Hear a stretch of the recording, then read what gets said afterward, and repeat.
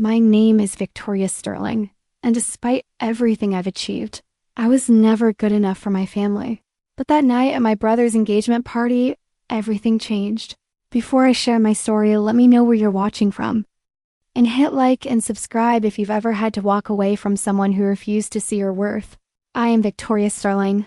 I'm 25 years old, and I live at 847 Magnolia Grove Lane in Charlottesville, Virginia. Most people would look at my life and think I have it all figured out. I'm a senior investment analyst at Blackstone Financial Group, one of the most prestigious firms on the East Coast. I drive a Tesla Model S, live in a beautiful, historic townhouse, and at just 25, I'm already managing investment portfolios worth hundreds of millions of dollars. By any measure, I should be proud of what I've accomplished, but for the longest time, none of that seemed to matter to the people who were supposed to love me most. You see, success in the Sterling family came with very specific rules, and I had broken every single one of them. I was supposed to be married by now, preferably to someone my father approved of. I was supposed to have children, carry on the family name in the traditional way. I was supposed to be grateful for my father's guidance and never question his authority.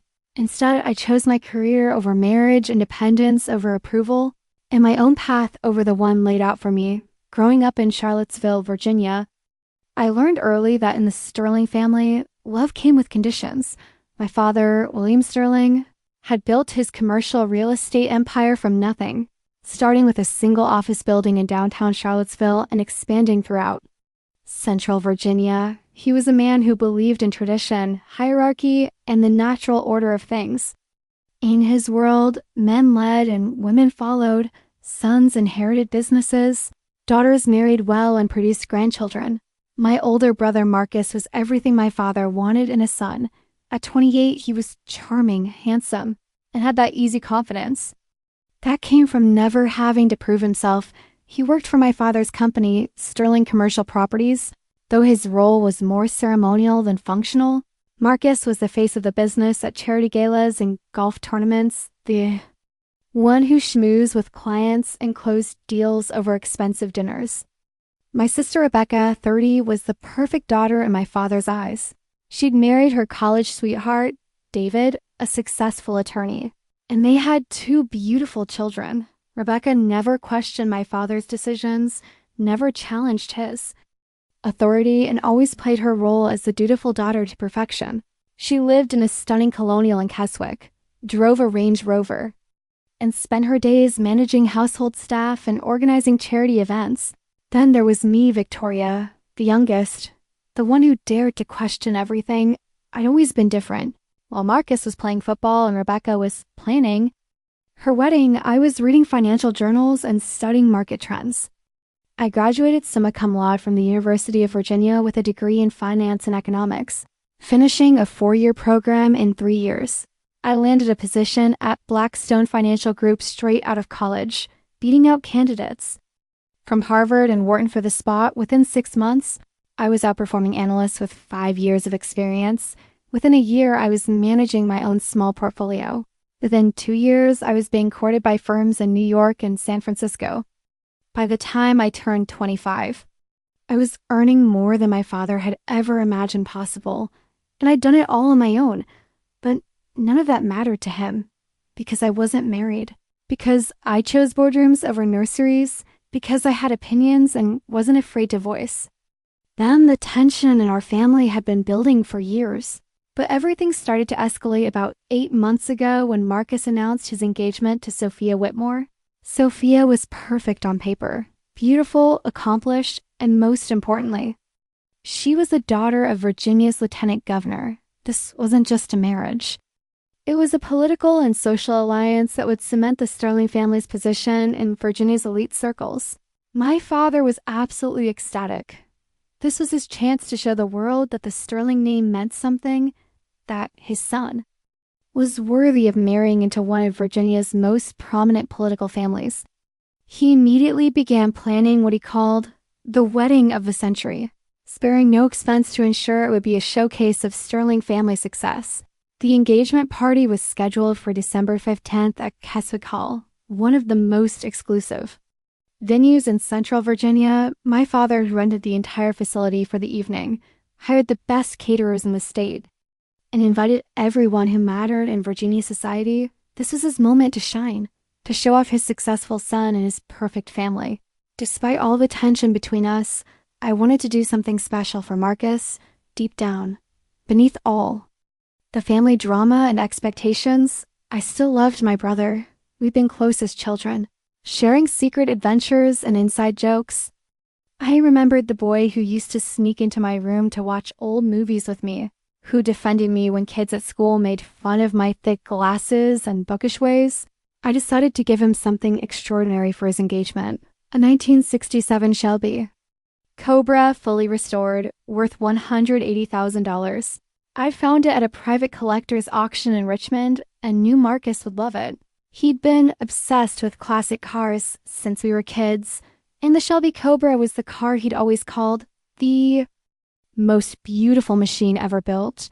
I spent weeks arranging every detail. I had the car transported to a specialist in Richmond for a complete inspection and detailing.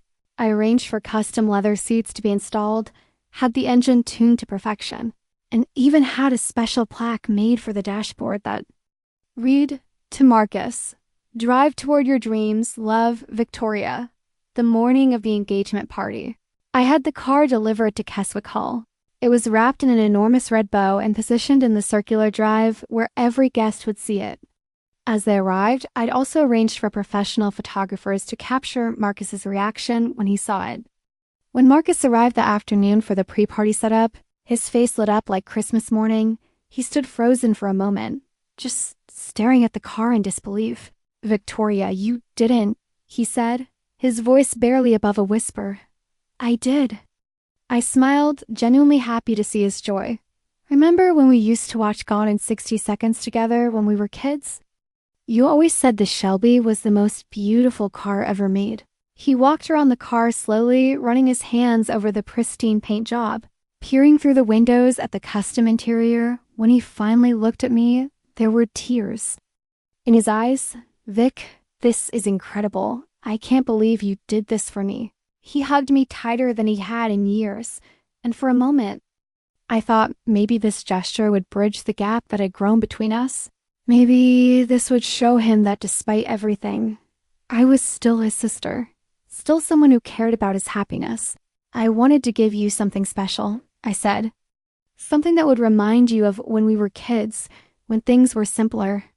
"This is the most thoughtful gift anyone has ever given me," he said.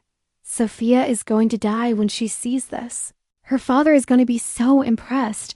I felt a small stab of disappointment at his words. I'd hoped he'd be happy about the car, because it came from me, not because it would impress his fiancée's family. But I pushed the feeling aside. This was his engagement party, his moment to shine. The guests began arriving around 6 o'clock, and I watched from the terrace as they gathered around the Shelby. Admiring it and asking Marcus about it, he was in his element, telling everyone about the car's specifications, its history, and how his amazing sister had surprised him with it. I was standing by the bar, nursing a glass of champagne and watching Marcus show off the car to Lieutenant Governor Whitmore when my father approached me. His expression was thunderous. "Victoria, we need to talk now." He grabbed my arm and pulled me aside, away from the other guests to a quiet corner of the terrace. "What do you think you're doing?" he demanded, his voice low but fierce. "I'm giving my brother an engagement gift, Dad. What's wrong with that?" "What's wrong is that you're showing off, making a spectacle. This is Marcus's night, not yours." I stared at him, incredulous. "I'm trying to do something nice for my brother. How is that making it about me?" "You couldn't stand it, could you? You couldn't stand that Marcus is finally settling down, finally becoming a real man, finally making something of himself. So you had to upstage him with your flashy gift and your money." The accusation hit me like a physical blow. "Dad, that's not what this is about at all. I wanted to make Marcus happy. I wanted to give him something meaningful. Meaningful? You gave him a car worth more than most people's houses. You're flaunting your wealth, trying to make the rest of us look small. I'm not trying to make anyone look small. I just wanted to celebrate my brother's engagement with a gift that would mean something to him. A gift that would make you look good. You mean, a gift that would have everyone talking about how successful Victoria Sterling is, how much money she has, how generous she is. I felt tears of frustration building in my eyes. That's not fair, Dad. You don't know what my intentions were. I know exactly what your intentions were. You've been jealous of Marcus your whole life. Jealous that he's Dad's favorite. Jealous that he's getting married. Jealous that he's finally stepping into his rightful place in this family. Jealous? I laughed bitterly. Dad, I'm not jealous of Marcus. I'm happy for him. I want him to be happy. Then prove it. Return the car tonight. I won't have you embarrassing this family with your desperate need for attention. The words hit me like, slap? Return it? Dad, I can't just return it. It's not like returning a sweater to a department store. It's a restored classic car. Then give it to someone else. Donate it to charity, sell it. I don't care what you do with it, but it's not staying here. I looked at my father, this man who was supposed to love and support me, and I saw nothing but cold disapproval in his eyes. You're serious, dead serious. You have 1 hour to make arrangements for that car to be removed from the premises. I felt something break inside me, and if I don't, then you can leave too. The threat hung between us like a sword. My father had never been one to make empty threats, and I knew he meant every word. If I didn't comply, he would kick me out of my own brother's engagement party. Marcus had been talking to Sophia and her parents, showing off the car and basking in their admiration. He was completely oblivious to the drama unfolding nearby. When he came back over to where we were standing, he was practically glowing with happiness. Dad, can you believe Vic got me a Shelby? Lieutenant Governor Whitmore says it's the most beautiful car he's ever seen. He wants to know if I'll take him for a ride later. My father's smile was ice cold. Marcus, your sister has decided to give the car to someone else. It was just here. For the photos, I watched the light in Marcus's eyes dim like someone had flipped a switch. What? But, Vic, you said it was mine. I looked between my father and my brother, my heart breaking into 1,000 pieces. Marcus, she's young and impulsive, my father interrupted smoothly. She didn't think about the practical implications. The insurance cost, the maintenance, the storage. It's better this way. Marcus's face fell completely. Oh, okay, it was way too much anyway. I should have known it was too good to be true. The disappointment in his voice was devastating. I wanted to scream, to tell him the truth, to explain that this wasn't my choice. But I also knew that if I defied my father here, publicly, it would create a scene that would ruin Marcus's entire engagement party. The last thing I wanted was to be responsible for destroying his special night. So I swallowed my pride, my anger, and my heartbreak and nodded. I'm sorry, Marcus. Dad's right. It was impulsive. It's okay, he said, but I could see the hurt in his eyes. Thanks for letting me see it, I guess. For letting me dream about it for a few minutes. As I watched him walk away, shoulders slumped in defeat. I felt something cold and hard settle in my chest. This wasn't just about the car anymore. This was about respect, about love, about family.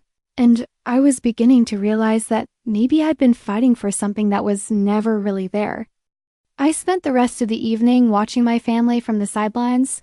I watched Marcus put on a brave face as he told people that the car had been just for show.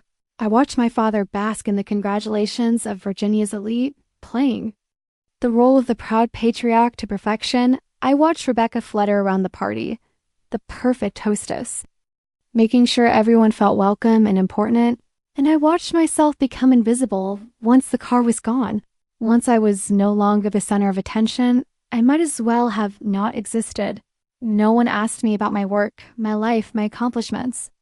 No one seemed to care that I'd driven 2 hours from my home to be here, that I'd spent weeks planning a gift that would make my brother happy, that I put aside my own hurt and disappointment to celebrate his engagement.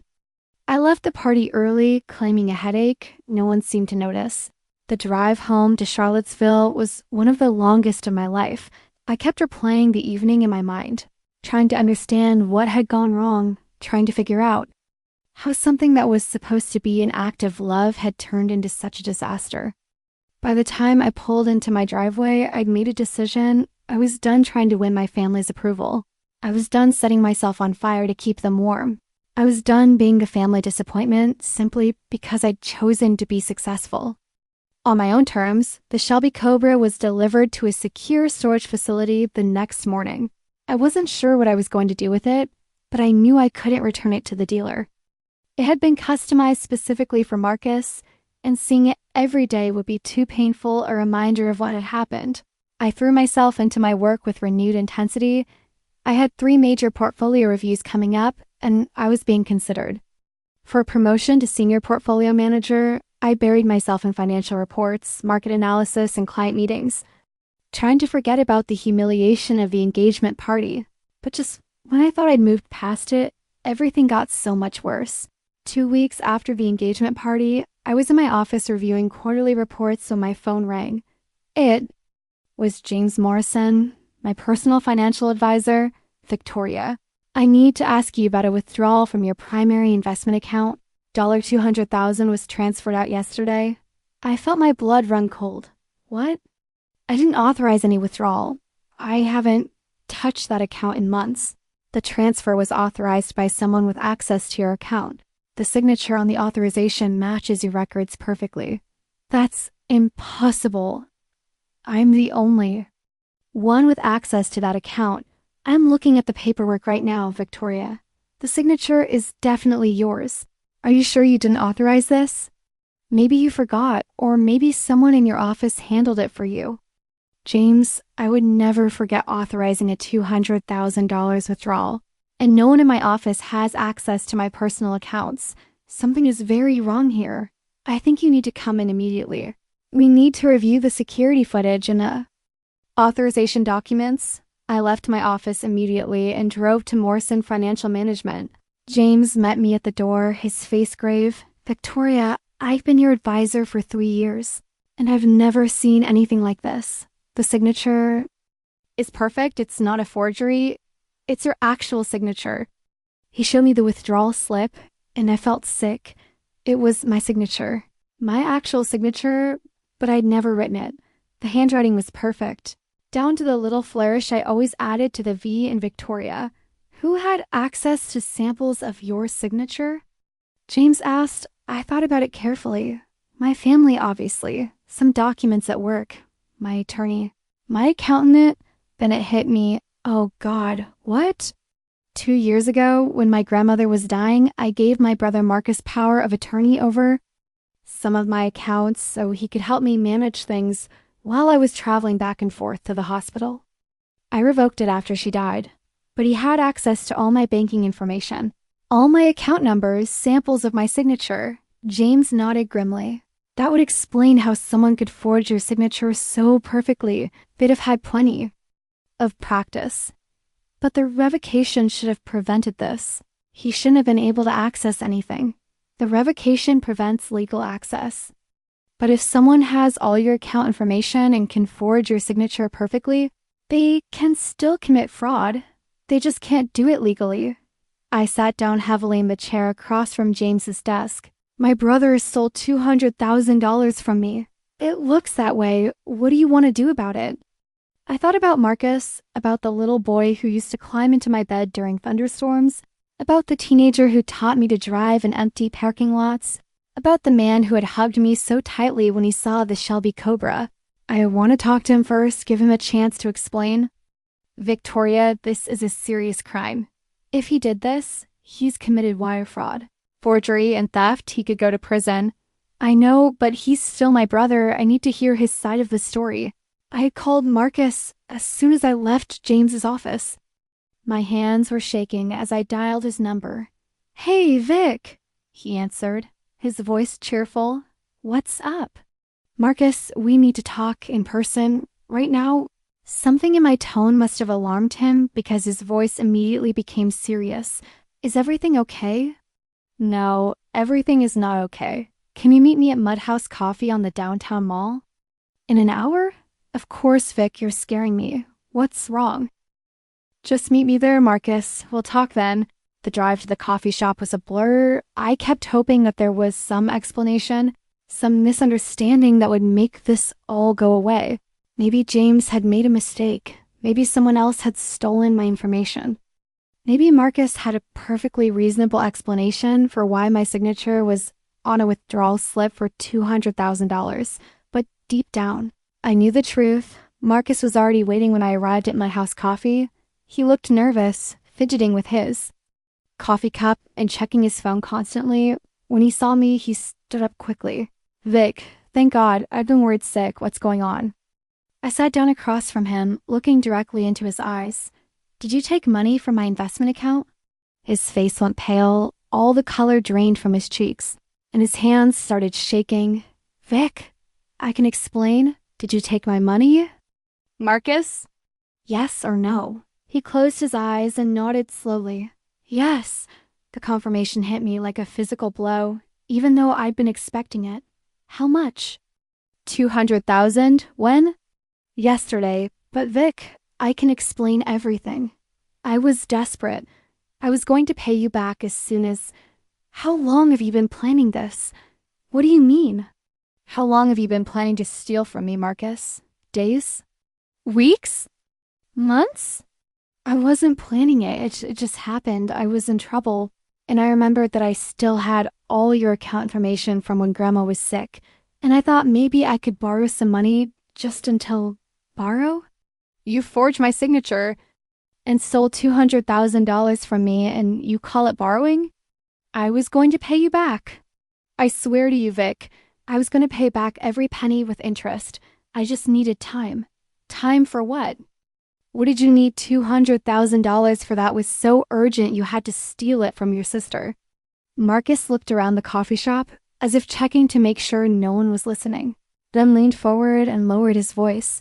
The wedding, Sophia's parents, are expecting something grand, something that matches their social status. They're inviting senators, congressmen, business leaders from all over the state. Her father made it clear that this wedding is as much about politics as it is about love. So, you stole from me to pay for your wedding? It's not that simple. Dad promised he'd help with the cost, but his business is having problems. Major problems. He's been hiding it from everyone, but Sterling Commercial Properties is in trouble. He can't help with the wedding, and I can't afford what Sophia's family's expecting. So you decided to steal from me instead of talking to me about it? You don't understand the pressure I'm under. If I can't give Sophia the wedding she deserves, if I can't live up to her family's expectations, she'll leave me, and if she leaves me, Dad will never forgive me. This marriage is everything to him. I stared at my brother, trying to process what he was telling me. So you stole $200,000 from me to impress your fiancé's family? I borrowed it. I was going to pay you back after the wedding. After everything settled down, I knew you'd understand. Understand? Marcus, you forged my signature and stole a massive amount of money from me. How did you think I'd understand that? Because you have so much money, Vic. More than you know what to do with. You live in that big house all by yourself. You drive an expensive car. You have more money invested than most people will see in a lifetime. I thought you wouldn't even notice. The casualness with which he said it, the assumption that my money was somehow available to him whenever he needed it, made me furious. You thought I wouldn't notice $200,000 missing from my account. I thought maybe it would take a while before you noticed, and by then I would have paid it back. And how exactly were you planning to pay back $200,000, Marcus? What was your brilliant plan? He looked down at his hands. I don't know, I was hoping Dad's business would turn around, or that I'd get a promotion, or that maybe I could take out a loan. You were hoping? You stole $200,000 from me based on hope? I was desperate, Vic. I didn't know what else to do. You could have talked to me. You could have asked me for help. You could have been honest about your situation. And what would you have said? What? You have just handed over $200,000 for my wedding? I thought about it for a moment. I don't know, maybe if you'd been honest with me, If you'd explained the situation, maybe we could have worked something out. Really? You would have given me that much money? I don't know, Marcus, but I would have listened. I would have tried to help. But you didn't give me that chance. You just took what you wanted. I know. I know I messed up, but I can fix this, Vic. Can make it right. How? How are you going to make this right? I'll pay you back every penny with interest. I'll get a second job. I'll sell my car. I'll do whatever it takes. And what about the wedding? What about impressing Sophia's family? What about Dad's expectations? Marcus's face crumpled. I don't know. Maybe I'll have to scale back the wedding. Maybe I'll have to tell Sophia's family that we can't afford what they're expecting. Maybe. You should have thought about that before you stole from me. I know I should have, but I was so scared, Vic. Scared of disappointing everyone. Scared of losing Sophia. Scared of admitting that I'm not the man everyone thinks I am. So, you decided to steal from the one person who's always supported you. You're right. I was a coward. I was selfish. I was wrong. We sat in silence for a long moment. I looked at my brother, really looked at him, and I saw something I'd never seen before. He looked small, defeated, desperate. The confident, charming man I'd grown up with is gone, replaced by someone who was drowning in expectations and failures. Marcus, I have to ask you something, and I need you to be completely honest with me. Okay. The engagement party. Did you know then? When I gave you the car and Dad made me take it back, did you already know you were going to steal from me? The silence stretched between us like a chasm. Marcus wouldn't meet my eyes. Marcus, answer me. Yes, he whispered. Yes, what? Yes, I already knew. I'd been thinking about it for weeks. I've been looking at your account information, trying to figure out how to access your money without you knowing. I felt like I'd been punched in the stomach. So when I was humiliated at your engagement party, when Dad made me take back the car, when I was made to look like a fool in front of everyone, you knew you were going to steal from me? Yes, and you didn't say anything, you didn't defend me, you let me be humiliated, and you didn't say a word. I was scared. I was ashamed. I didn't know what to do. You could have told the truth. You could have told Dad that you needed help, that you were in financial trouble, that you were grateful for my gift. And then what? Then Dad would have known how much of a failure I am. Then Sophia would have known that I can't afford the life she expects. Then everyone would have known that I'm not the successful man I pretend to be. So you let me take the fall instead. I'm sorry. I'm so sorry, Vic. I was a coward. I stood up from the table, my decision made. You have 48 hours to return my money. All of it. If you don't, I'm pressing charges. Victoria. Wait. 48 hours, Marcus. That's more generous than you deserve. Please, can we talk about this? Can we work something out? We just did. You have 48 hours. I walked out of the coffee shop, leaving my brother sitting alone at the table. As I drove home, I kept waiting to feel something. Anger, sadness, regret. But all I felt was a strange sense of clarity. For the first time in my life, I could see my family clearly. I could see the dysfunction, the manipulation, the conditional love. I could see how I'd been used and dismissed and taken for granted. And I could see that it was time to stop. Marcus didn't return the money. I knew he wouldn't. He'd already spent it on wedding deposits, the venue, the caterers, the flowers, the band. He committed to expenses he couldn't afford. And now he was trapped. So I did what I do best. I got to work as a senior investment analyst at Blackstone. I had access to resources that most people could only dream of. I had contacts in banking, real estate, legal services, and financial investigation throughout Virginia and beyond. I also had something else. The skills to dig deep into financial records and find information that others might miss. I started by filing a police report for wire fraud and theft. The evidence was overwhelming.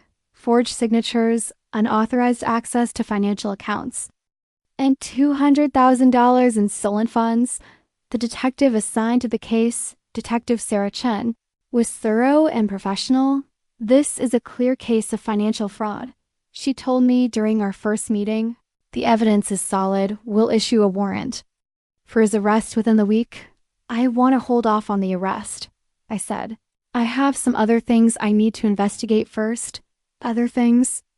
I want to understand the full scope of what's been happening in my family.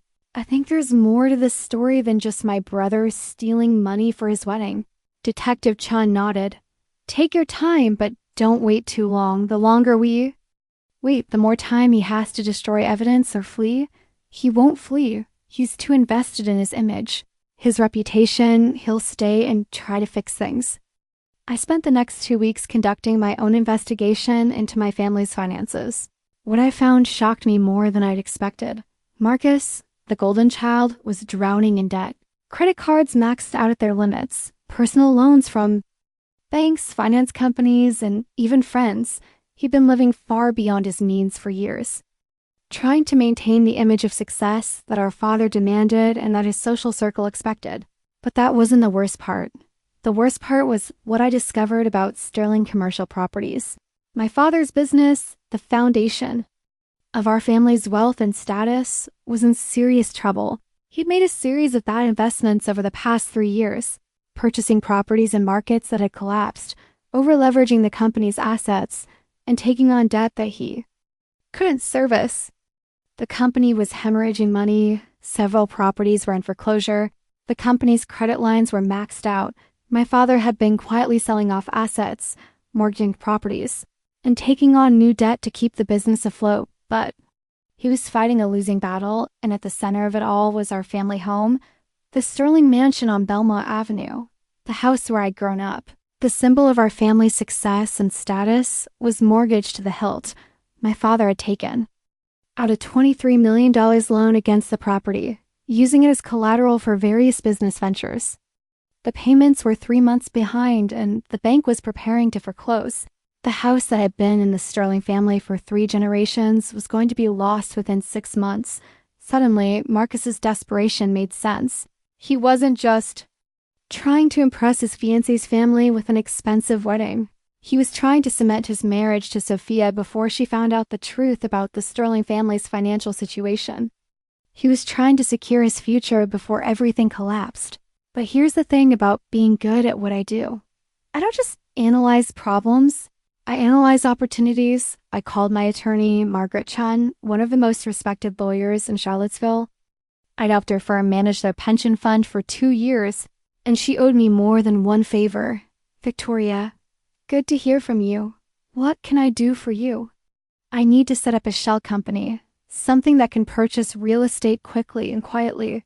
What kind of real estate? Distressed properties, properties going into foreclosure. Are you thinking about getting into real estate investment? Something like that. Can you help me? Of course. What do you want to call the company? I thought for a moment. Magnolia Holdings, LLC. Perfect. I'll have the paperwork ready by tomorrow. Within 48 hours, Magnolia Holdings, LLC was a legal entity with me as the sole owner and beneficiary. The company had one stated purpose: to purchase and manage distressed real estate properties in Central Virginia. I transferred $3 million from my investment accounts to Magnolia Holdings. Then I called my contact at First National Bank, where the Sterling family mortgage was held. David, it's Victoria Sterling. I understand you're having some issues with a property on Belmont Avenue. Victoria, I can't discuss specific account details with you unless you're an authorized party on the account. I'm not asking you to discuss account details. I'm asking you to tell me about foreclosure properties that might be coming on the market soon. I see you're interested in purchasing foreclosed properties, potentially through my company, Magnolia Holdings. Well, we do have several properties in various stages of foreclosure. There's one in particular, a large estate on Belmont Avenue that's going to be auctioned next month. Beautiful property. But the owners are significantly behind on their payments. I'd like to make an offer before the auction. That's possible. What kind of offer are you thinking? I'd done my research. The house was assessed at $32 million. But with the current market conditions and the rush to sell, I knew the bank would be willing to accept less, $18 million cash, close within 2 weeks.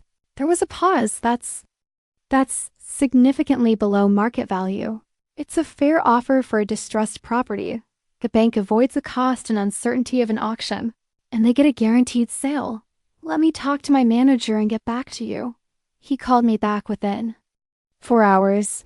We'll accept your offer. Can you have the paperwork ready by tomorrow? Margaret Chun is my attorney. She have everything ready.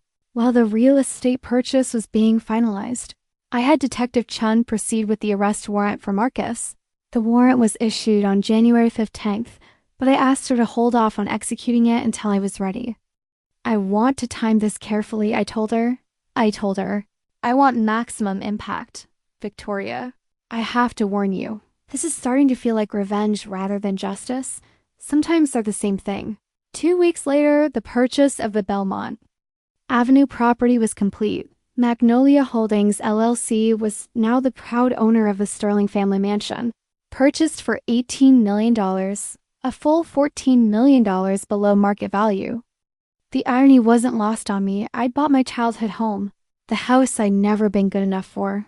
The house where I'd been dismissed and criticized and made to feel small. Now it was mine. My father didn't know yet. The foreclosure notice wouldn't be served until the next day. And he wouldn't know who had purchased the property until he received the official documentation.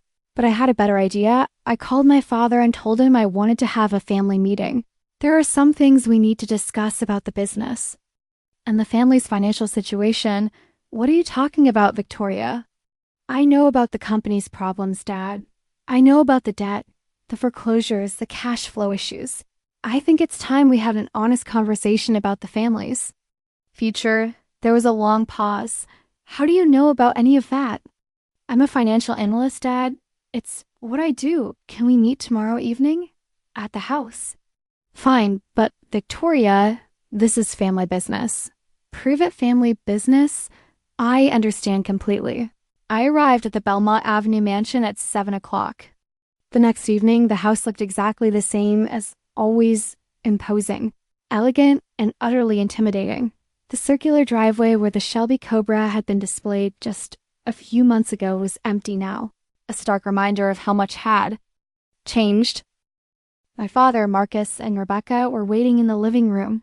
Sophia was there too, sitting close to Marcus and looking uncomfortable. The atmosphere was tense, like everyone was waiting for bad news.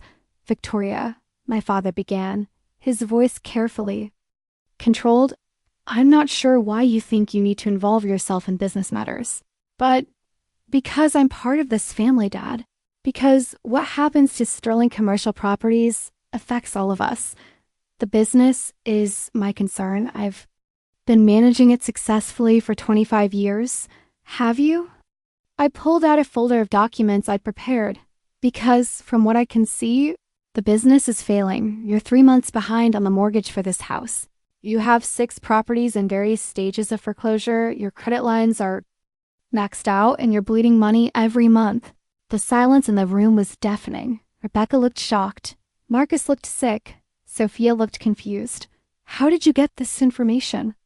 My father demanded. It's all public record, Dad. Foreclosure notices, bankruptcy filings, property assessments. I just had to know where to look. You had no right to investigate my business. I had every right, especially after my brother stole $200,000 from me to pay for a wedding he can't afford. Sophia turned to look at Marcus, her eyes wide. What is she talking about? Marcus's face had gone completely white. Sophia, I can explain. Can you? Can you explain how you forged my signature and stole money from my investment account? You stole money? Sophia's voice was barely above a whisper. I borrowed it, Marcus said desperately. I was going to pay it back.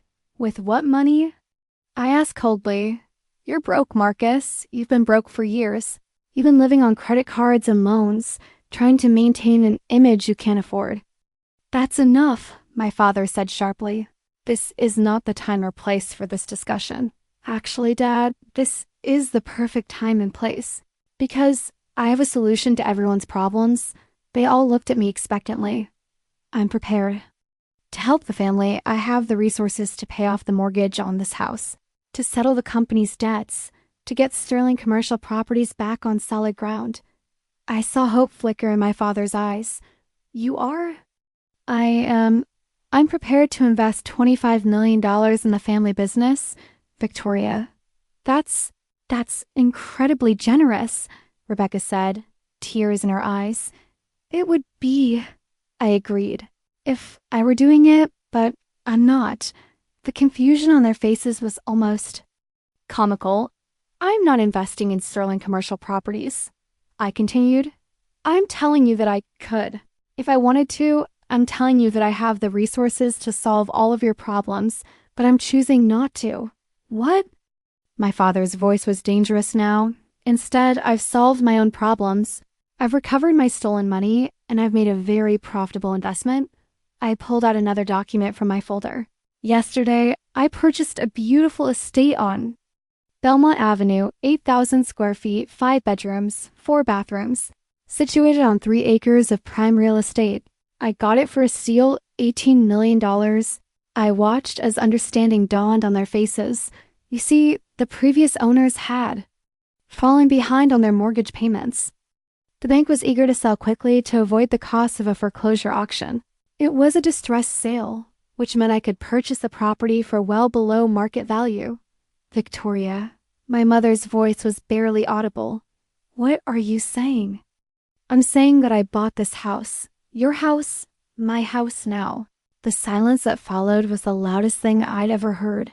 That's impossible. My father said finally, the bank would have contacted me. They would have given me a chance to bring the mortgage current. They did contact you multiple times. You ignored their calls and letters for 3 months. So they proceeded with the foreclosure process. But they have to give us notice. They have to tell us who's buying. The property? They do. The notice was served this morning. You should have received it by now. As if on cue, my father's phone rang. He answered it with shaking hands. What? Yes, this is William Sterling. What do you mean, foreclosure proceedings? What do you mean the property has been sold? I watched him have the conversation. Watched his face go from confusion to shock to rage. When he hung up, he looked at me with something close to hatred. You bought our house. You bought our family home. I bought a distressed property that was in foreclosure. The fact that it happened to be your house is just a coincidence. Coincidence? You planned this. You orchestrated this whole thing. I saw an opportunity, and I took it. It's what I do. Why? Rebecca asked, tears streaming down her face. Why would you do this to us? Because you never treated me like family. You treated me like an inconvenience, like a disappointment, like someone who needed to be managed and controlled. That's not true, my father said. Isn't it? At Marcus's engagement party, you made me take back a $180,000 gift because you thought I was showing off. You humiliated me in front of everyone because you couldn't stand the idea that I might be successful, that I might have something to offer. That's not what happened. That's exactly what happened. And Marcus, you stood there and let it happen. You let me be humiliated, and you didn't say a word in my defense because you already knew you were going to steal from me. Victoria, please, Marcus said, his voice breaking. I'm sorry. I'm so sorry for everything. Sorry doesn't return my money. Sorry doesn't undo the betrayal. Sorry doesn't make up for 25 years of being made to feel like I'm not good enough. So this is revenge. My father asked, this is justice. This is what happens when you treat people like they don't matter. You can't just kick us out. Rebecca said, this is our home, our children's home. Actually, I can. I'm the owner now, but I'm not heartless. I'll give you 30 days to find other arrangements. That's more than generous. Considering you've known about the foreclosure for months, where are we supposed to go? My mother asked, speaking for the first time since I'd arrived. I'm sure you'll figure something out. You're resourceful people, Victoria, my father said, his voice shaking with rage. If you do this, you'll never be welcome in this family. Again. I haven't been welcome in this family for years, Dad. This just makes it official. I turned to Marcus. Oh, and Marcus? The police will be here in about 10 minutes. Detective Chen is executing the warrant for your arrest. What? Sophia stood up so quickly she knocked over her chair. Arrest? For what? Wire fraud, forgery, and theft. He stole $200,000 from me. Sophia, I pressed charges. Marcus, tell me she's lying. Marcus couldn't meet her eyes. I can't. She's telling the truth. You stole money from your own sister? I was desperate. I needed the money for our wedding. I thought I could pay it back before anyone noticed. Our wedding? Sophia's voice was rising. You committed crimes to pay for our wedding. I was trying to give you the wedding you deserved. Your family has expectations, and I couldn't afford. So you stole from your sister? I borrowed it. I was going to pay it back. With what money? You just lost your family home. You're clearly broke. What were you planning to pay her back? With? Marcus had no answer. I'm not that Marcus anymore. I can't be. That Marcus destroyed everything good in his life. After he left, I sat alone in the coffee shop, thinking about family and forgiveness and the long road to redemption. I thought about the boy who used to sneak into my room to watch old movies, and I wondered if that boy was still somewhere inside the man who was trying so hard to make amends. I didn't know if I'd ever be able to forgive Marcus completely. The betrayal had cut too deep, and trust, once broken, is never quite the same. But I was willing to see if he could prove himself worthy of a second chance. That was more than I'd ever thought I'd be able to offer. As for the 1967 Shelby Cobra, it still sits in my garage in Keswick. I take it out on weekends sometimes, driving through the Virginia countryside with the windows down and the music up. It's not just a car anymore, it's a symbol of the moment. I chose to value myself over the approval of people who had never truly seen me. Sometimes I think about that night at the engagement party, about the gift that was rejected, about the humiliation I endured, and I realize that in some ways, I should be grateful.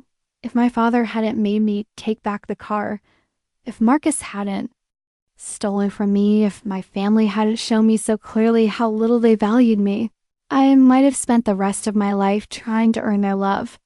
Instead, I learned to love myself. Today, I'm 25 years old and I own my own investment firm. I kept the Sterling name, but now it represents something different. It represents integrity, excellence, and the courage to stand up for what's right, even when it's hard. I have a beautiful home that I bought with money I earned through my own talent and hard work. I have a career that challenges and fulfills me. I have friends who celebrate my successes and support me through challenges. I have a life that I've built on my own terms, without compromise or apology. My father calls occasionally. Usually when he needs something, I'm polite but distant. My mother sends birthday cards with generic messages. Rebecca and I text sometimes. Neutral conversations about weather and work and her children's milestones. Marcus has been true to his word.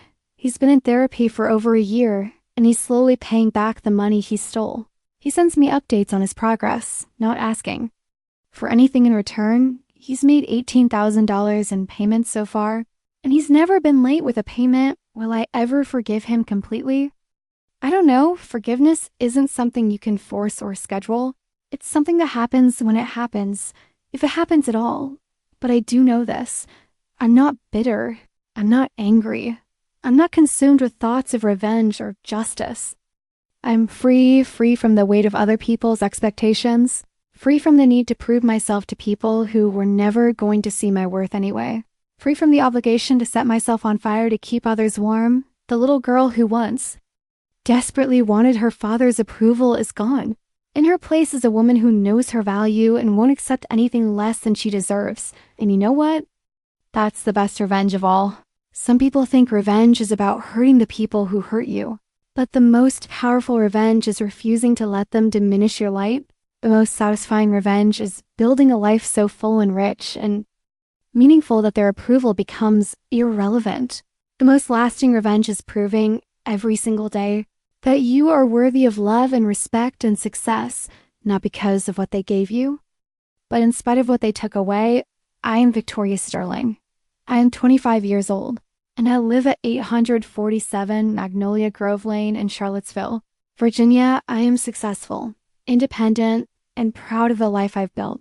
I am surrounded by people who value me for who I am, not who they think I should be. And despite everything my family put me through, despite the betrayal and the heartbreak and the years of feeling like I wasn't good enough, I'm happy. That's worth more than any mansion, any family approval, any traditional definition of success that's worth everything. Have you ever had to choose between peace and family? Sometimes the most powerful revenge is walking away. If my story resonated with you, hit like, subscribe to Silent Revenge, and share your truth in the comments, because sometimes justice whispers and still echoes forever.